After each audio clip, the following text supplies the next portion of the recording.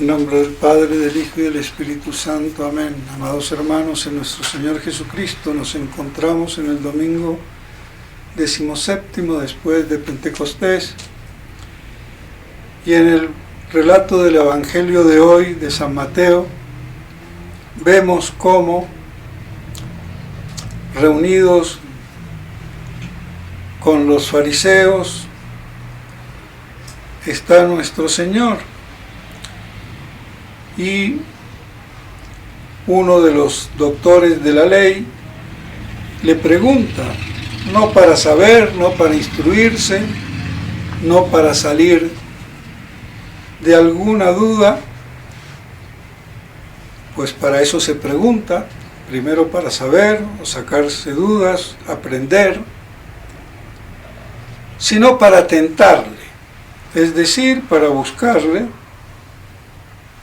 a través de la pregunta una respuesta que pudiera tener algún pie o argumento para refutarlo, rebatirlo, impugnarlo, que eso era justamente el pecado contra el Espíritu Santo, impugnar la verdad revelada, la verdad manifiesta, la verdad conocida, presentada.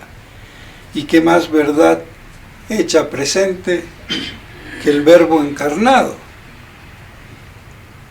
Entonces, y encarnado en persona, porque es la segunda persona de la Santísima Trinidad.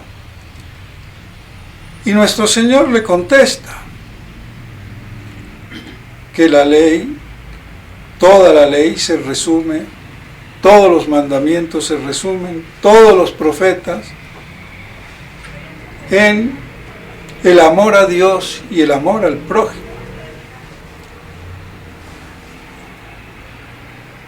Así de sencillo.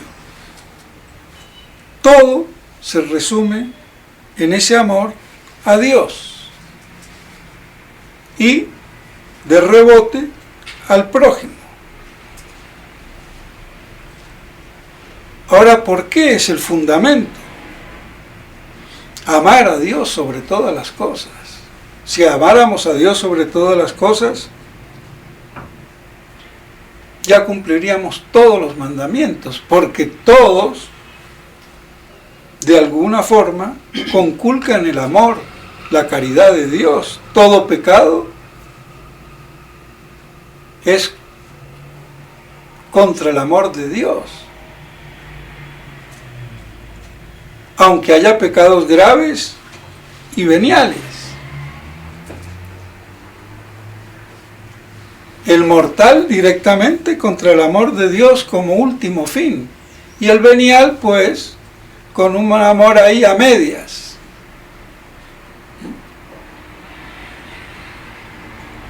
Por eso San Agustín decía, ama y haz lo que quieras, en esa santa libertad del amor divino. Y la razón la debemos de saber, pero quizás no se predica mucho, o no se piensa mucho, o no se medita mucho. Es que Dios es amor. Y como dice Monseñor Lefebvre, creímos en la caridad, credidimus caritate. La Santísima Trinidad es porque Dios es amor.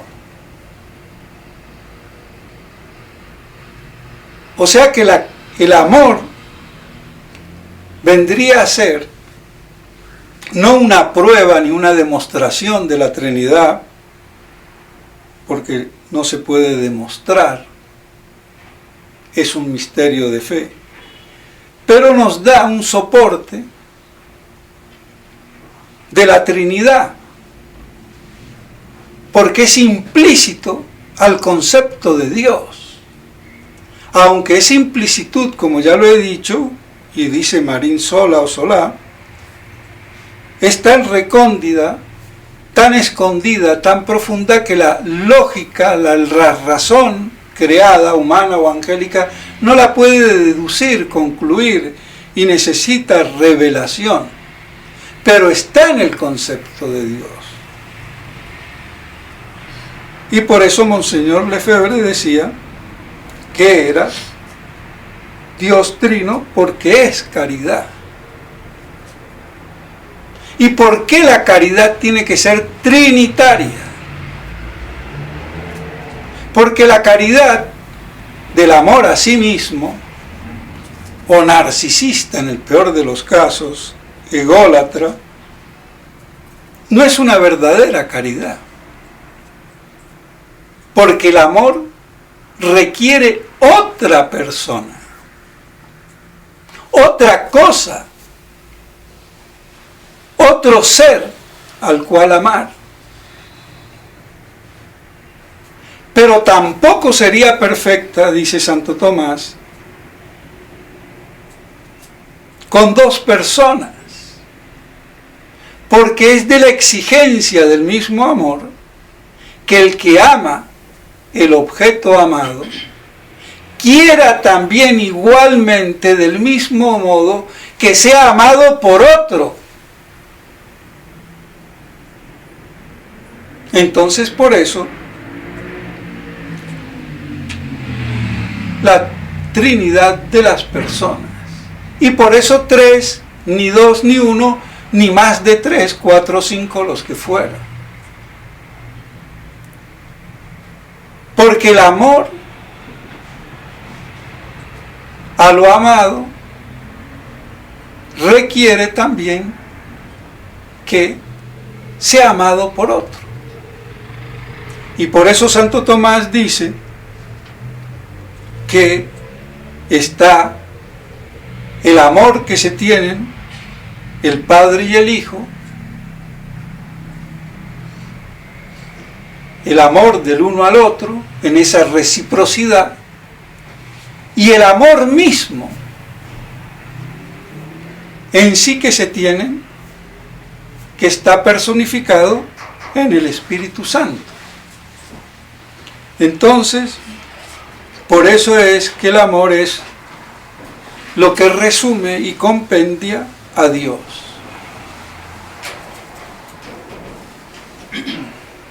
Y la condenación,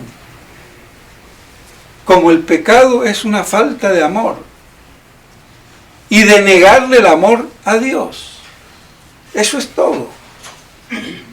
El infierno es no amar a Dios, no corresponder, porque Dios crea por amor, porque si Él es amor,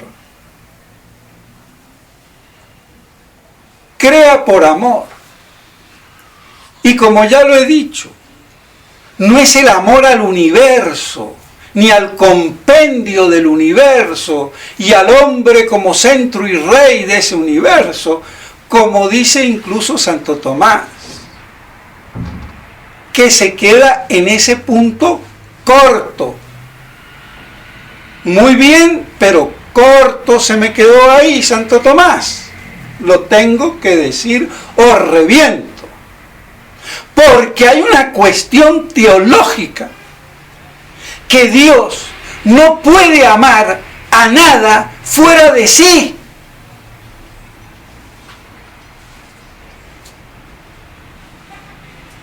Y ese amor, si fuera fuera de sí, es secundario.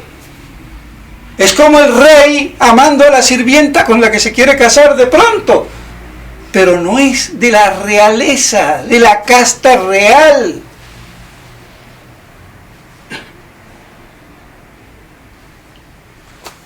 Para que medio nos entendamos. Porque tampoco la explicación vale, pero que nos dé una imagen.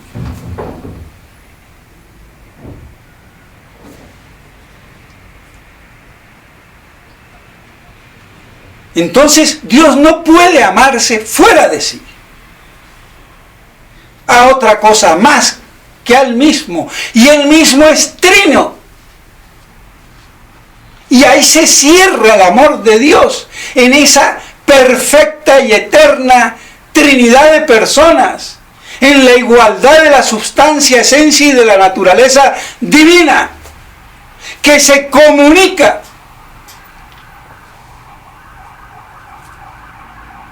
igualmente, pero distinguiéndose de lo inengendrado a lo engendrado y a lo amado. La procedencia de origen no es lo mismo poseer el Padre como fuente ingénita e innacible, la paternidad que recíprocamente da la generación, la procesión del Verbo en la misma naturaleza, pero el Verbo no la tiene como Padre, la tiene como generado, nacido, génetos, no agénetos. Entonces, con ese ser propio, relativo al origen, de tenerla, el uno como Padre, fuente, y el otro como generado, engendrado y recibido, Hijo. Y el Espíritu Santo como exhalado, expirado, suspiro, impulso de amor de entre el Padre y el Hijo. Pero como el amor es difusivo de sí por ser, como dice Santo Tomás, constitutivo del bien de difundirse, Dios quiere manifestarlo fuera de sí. Pero ¿a quién va a querer fuera de sí? La creación que crea. Y la crea por amor. Pero aquí viene el problemita. Pero ¿cómo va a querer a la criatura que es infinitamente inferior a Dios?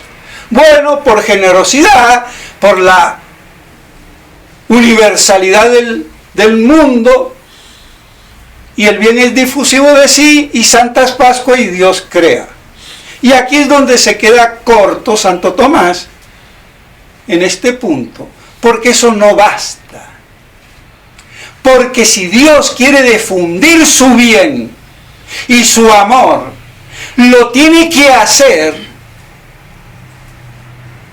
con algo divino, no creado, divino. ¿Y qué es lo divino?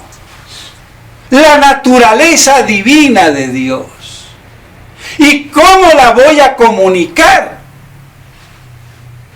En la creación yo no puedo comunicar esa naturaleza divina porque sería Dios. Eso es lo que creen los gnósticos de cualquier corte. O el panteísmo a lo bruto, puro y duro. Y no, ontológicamente es distinto. Entonces, ¿cómo voy a hablar yo de difusión del amor si no hay una comunicación en la naturaleza divina? Y no basta la gracia santificante, mis estimados hermanos, porque también es creada participativamente. No basta. Tiene que ser la naturaleza divina. Y la única posibilidad, y valga la redundancia que lo posibilita, es la encarnación, no otra cosa. Y encarnación, que como también dice Santo Tomás de otra parte, pudo haber sido de toda la Trinidad, o del Padre, o del Hijo, que de hecho fue así, o del Espíritu Santo, o de dos de ellas, en un solo hombre, o en tres hombres, o lo que quiera. Así se abre el abanico de cómo pudo haber sido esa encarnación, pero convenía que fuera la del Hijo. Pero todas esas posibilidades están. Y por eso Santo Tomás las menciona. Pero convenía que fuera la del Hijo, que es la imagen, el verbo perfecto de Dios Padre. Y la eterna sabiduría. Pues bien, entonces,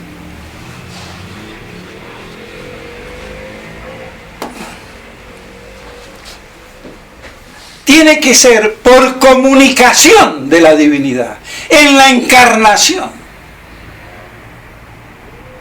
Y aquí es donde se queda corto Santo Tomás, porque no llega a la conclusión. Entonces, por la encarnación de la comunicación del bien divino en su divina naturaleza, es que Dios crea para que el verbo se encarne. Y por eso es el paradigma, el predestinado desde toda eternidad. Y en él, como contrasello, la maternidad divina de la Santísima Virgen María. Y después, por ello y para ello, es que Dios crea al hombre.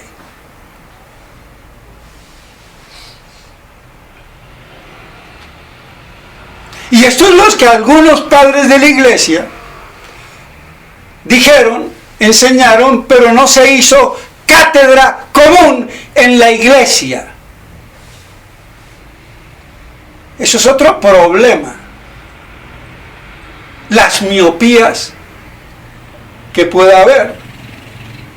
Incluso en este caso como la de Santo Tomás. Pero tampoco le podemos exigir a Santo Tomás toda la sabiduría. ¿Qué vamos a hacer? Pero un fray Luis de León sí lo vio. Y Santo Tomás decía que él no lo veía en la Escritura y por eso no lo decía.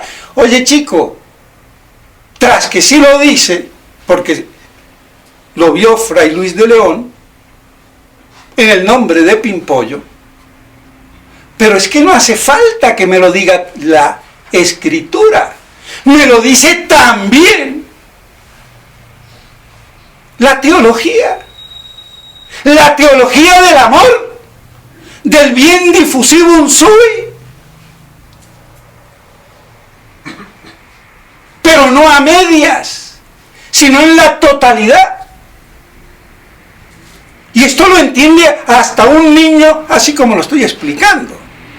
El que no lo quiera entender es ya más que bruto, perdónenme. O no quiere escuchar. Y no hay peor sordo que el que no escucha. Entonces, ese amor intratrinitario es el que se comunica en la naturaleza divina, que se difunde en la encarnación, y por eso es creado todo el universo, y por amor Dios crea, pero no por el amor al hombre puro y duro, rey del universo, porque sería una estupidez.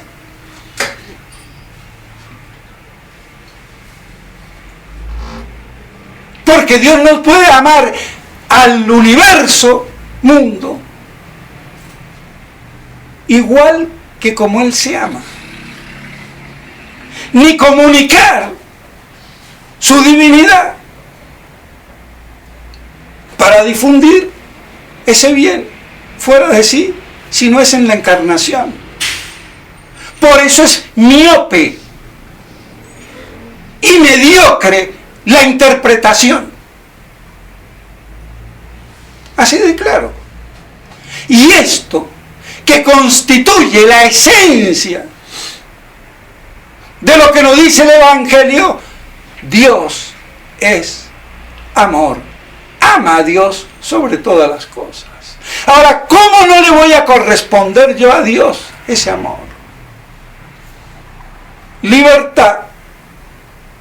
Porque porque tiene que ser un amor libre, no coaccionado, no interesado, no comprado, no manipulado, porque la criatura libre exige esa plena libertad en la decisión trascendental de su ser. Ese es el tremendo misterio de la libertad humana y angélica, de la libertad creada, que tanto se cacarea y no se sabe ni para qué sirve. O se creen que es para el mal. No, para el bien. El mal es un defecto de la libertad, que es muy distinto, como lo dice con toda justeza y tino Santo Tomás de Aquino.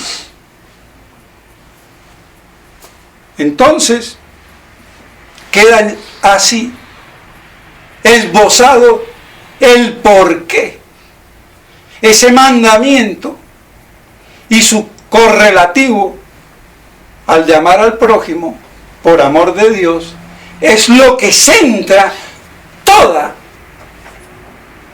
la religión cristiana, la única verdadera, fuera de la cual no hay salvación. Tu abuela, perdónenme, así es. Porque Dios es uno, como dice la epístola: un solo Dios, una sola fe, una sola esperanza, una sola caridad, un solo cuerpo, un solo espíritu. Y antes me habla de la ley del amor. Vemos cómo una vez más se conjugan evangelio y epístola. Para los que no tengan tema de cómo predicar. Pero ¿cómo vas a tener tema si no piensas? ¿Qué vamos a hacer? Entonces vemos lo profundo de esta primera parte del evangelio de hoy. ¿Y cómo se relaciona con todo? Porque aquí hablamos de lo humano y de lo divino, de la Trinidad y de la creación. ¿De qué más quieres hablar? ¿Del espacio, del tiempo, de la cuántica? Entra en la creación. De la vida, de la muerte, ahí está. De lo divino y de lo humano. Entonces, así vemos el esplendor. Ahora, claro está, que de aquí salen las herejías, como la gnóstica y como la de Borela, que permeó en Ecón. No sé hasta cuánto y dónde, pero ahí estaba. Esta es la corrupción de la revelación primitiva. De ahí sale la cábala maligna. Porque la cábala benigna, la buena, es la revelada por Dios a Adán. Pero de ahí se degenera.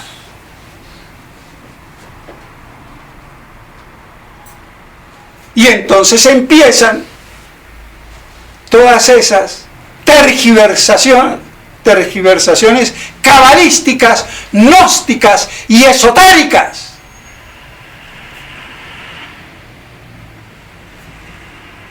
Que esto tampoco se domina y se tiene claro. Y por eso las falsas místicas satánicas. Porque si yo me creo Dios por el Espíritu o por la chispa divina, aunque no sea creador, como dice Borela, pero sí somos todos dioses, da lo mismo. Por eso, dicho de paso, lo digo, porque ya está. El folleto que acabo de hacer y de repartir, y de difundir en la medida de lo posible sobre el Dios Spray de Francisquito. Porque no todo concepto de Dios se vale. Así de claro. Los peores enemigos de Dios no son los ateos que lo niegan, sino los que lo tergiversan como Satanás. Eso es más diabólico.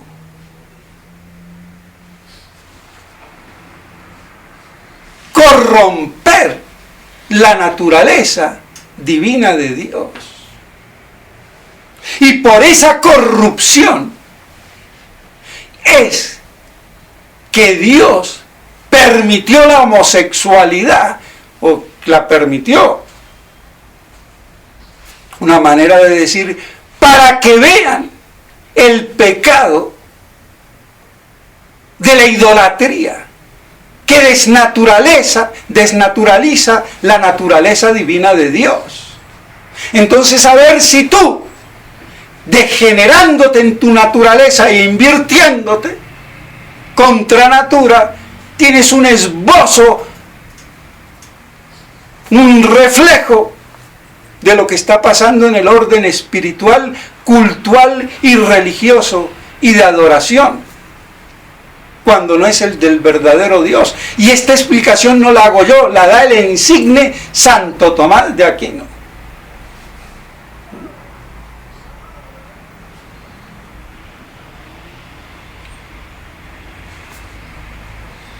Que es el teólogo insuperable de la Iglesia. Eso no quiere decir que no se le escape a veces algo, y bueno, y ese algo venga otro y lo afine.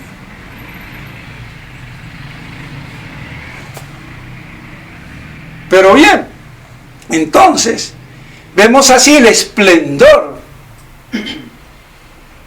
de ese amor en Dios, cómo se despliega en la creación por la encarnación. Y después viene el hombre.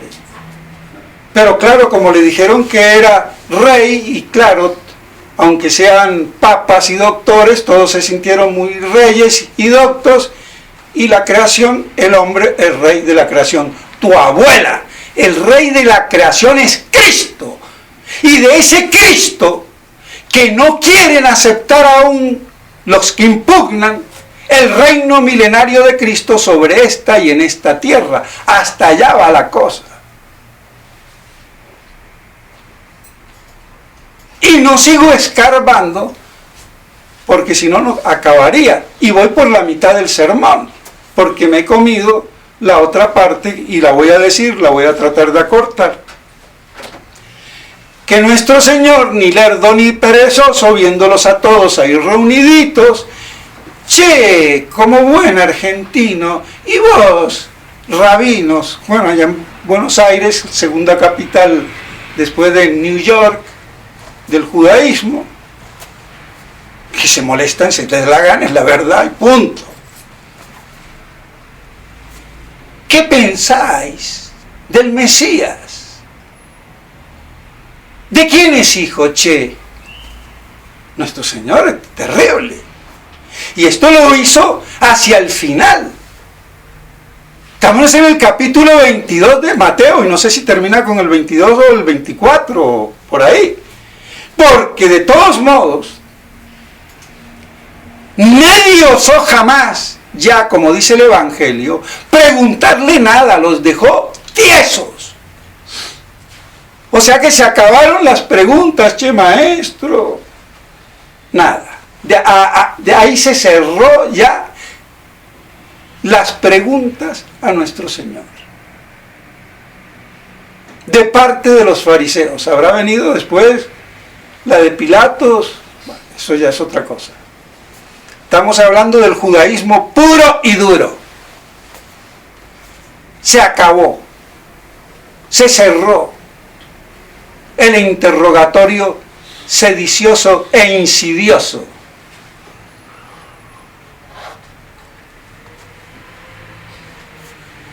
Y entonces nuestro Señor les dice, ya que los tenía ahí reuniditos, no escatimó, no dejó pasar la oportunidad. ¿De quién es hijo? Y ahí le larga. ¿Cómo es? De David, le dicen ellos. ¿Y cómo, es hijo de David? Si David dice, mi Señor, entonces si es hijo de David no le va a decir Señor. A menos que estemos en Colombia, que el papá le dice al niño Señor, lo chipchombiano del indio que tiene el guayuco en la mente. Oye chico, hijo, ¿qué te voy a decir Señor pelagato de 5 años? Ah no, Señor, ya está aprendiendo el indio cómo es la cosa. Perdónenme, Colombia, pero las cosas hay que decirlas. Aunque sea de coletazo. Pues bien, entonces, ya me fui por disgregarme, pero bueno, volviendo a lo esencial. ¿Cómo va a ser hijo de David si le dice Señor? Y aquí hay un problema que también lo tengo que decir. Que la Biblia habla del Mesías. Y habla del Mesías como verbo encarnado. Por eso los literatos, teólogos y doctores que dicen que en la Biblia no se habla de la Trinidad, se está hablando constante y permanentemente. Otra cosa eres tú que no lo entiendas.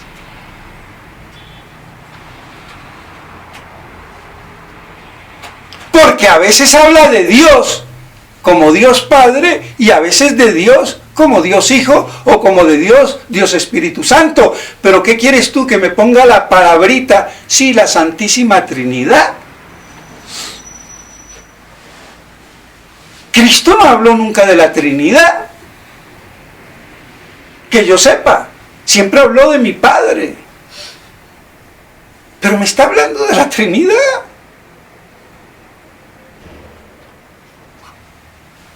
Es que así de brutos somos y nos creemos doctores. Otra cosa es que en la Biblia no estaba explícito, pero sí estaba implícito, y por eso Santo Tomás decía que la fe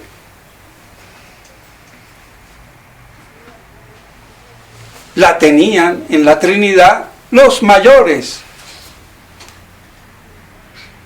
y el pueblo creía implícitamente en la fe de los mayores. Y aquí tenemos un ejemplo de David, porque ¿cómo va a citar el Salmo 109, donde David lo dice? Y de ahí es lo que lo hace famoso a este Salmo, porque nuestro Señor lo saca a relucir. ¿A dónde le dice, siéntate a mi diestra? Y le dice Señor David, en el Salmo 109.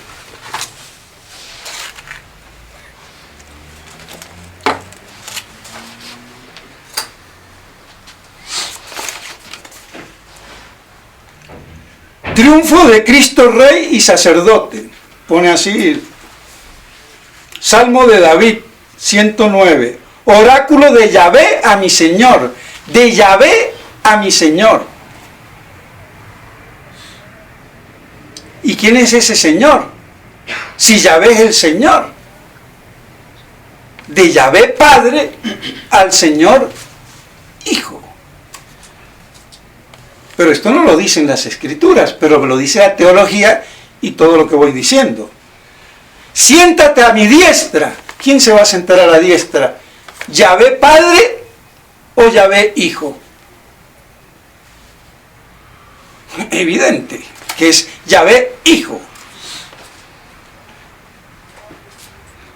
Hasta que yo te haga de tus enemigos escabel de tus pies. ¿Es Yahvé Padre o Yahvé Hijo?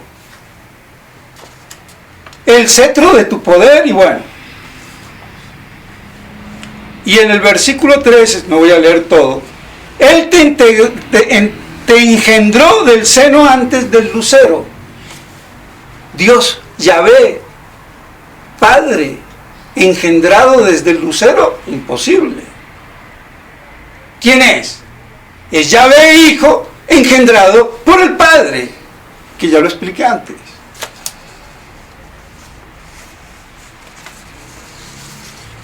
Y más adelante, en el versículo 5, dice, mi Señor está a la diestra de Yahvé.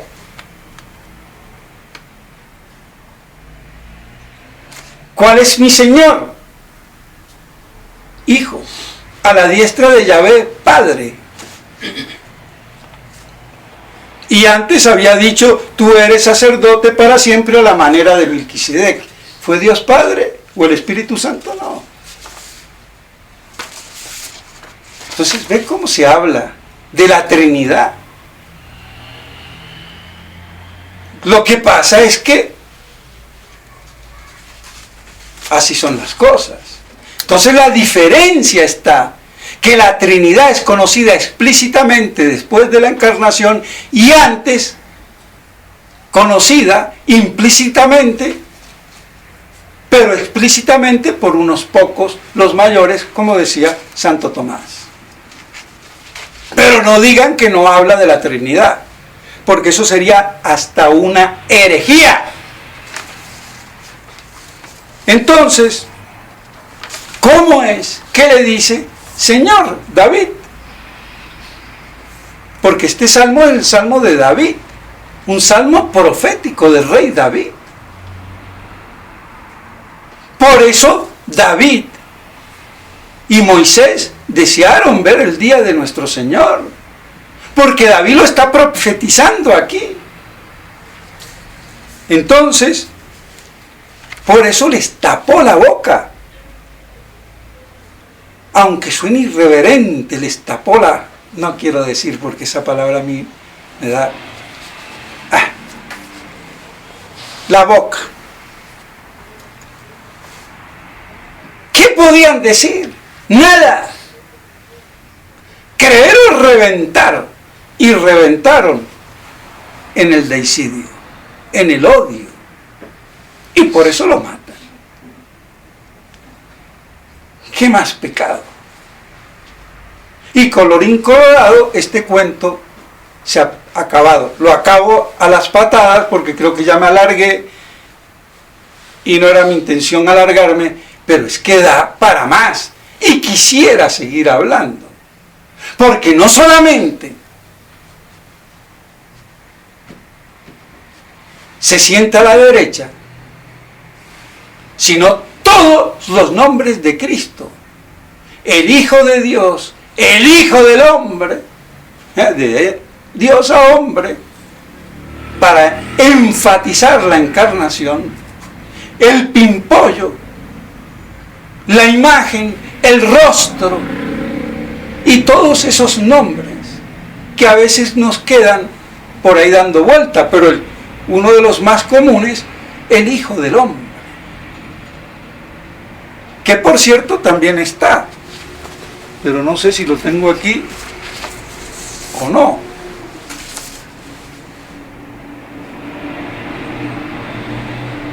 No, debe de estar no lo traje en otro de los salmos. Pero este Salmo 109, que se correlaciona con el Salmo 2, que también el triunfo del Mesías Rey, el ungido, yo soy constituido, quien ha constituido a mi Rey. Yo promulgaré ese decreto de Yahvé, tú eres mi hijo, yo mismo te he engendrado en este día, y en posesión tuya los confines de la tierra, y en posesión tuya los confines de la tierra, como cetro de hierro los gobernarás. Salmo 2, milenarismo puro y duro, para todos aquellos judaicos, exégetas, teólogos y fieles antimilenaristas hasta morir. Y hasta morir porque yo los voy a matar a punta de lengua, por bruto. brutos, judaicos y animales. Porque no es una opinión, es una enseñanza bíblica y revelada por Dios, mal interpretada, que es muy distinto. Y aquí se quedó corto Lacunza y Castellani y Alcañiz y todos los milenaristas que saben más que yo, y gracias a ellos aprendí yo, pero se quedaron cortos, como Santo Tomás también, en otras cosas. Aquí estos, es una opinión exegética igual de válida que las otras. No es una opinión. Ahí se quedaron cortos los insignes milenaristas como los que he nombrado. ¿Ves cómo tenemos telarañas? Y ahora tú, Pichiricuatro, yo, Padre Basilio, ¿sabe más que ellos? Sí. Gracias a ellos, porque soy un enano que estoy sobre los hombros de ellos. Y punto. Pero esto hay que decirlo, porque no nos podemos ir a medias. Y ya estamos podridos de cosas a medias, de teologías a medias, de exégesis a medias. O como Monseñor Lefebvre, es que aquí de lo divino y lo humano cae todo el mundo. Lagunas que también quedaron. Pero hay que agradecerles, asumirlos y pulirlos con la guinda que le falta. Y así se plenifica la verdad y el amor divino. Y los enemigos son los que odian, unos de frente y otros a medias.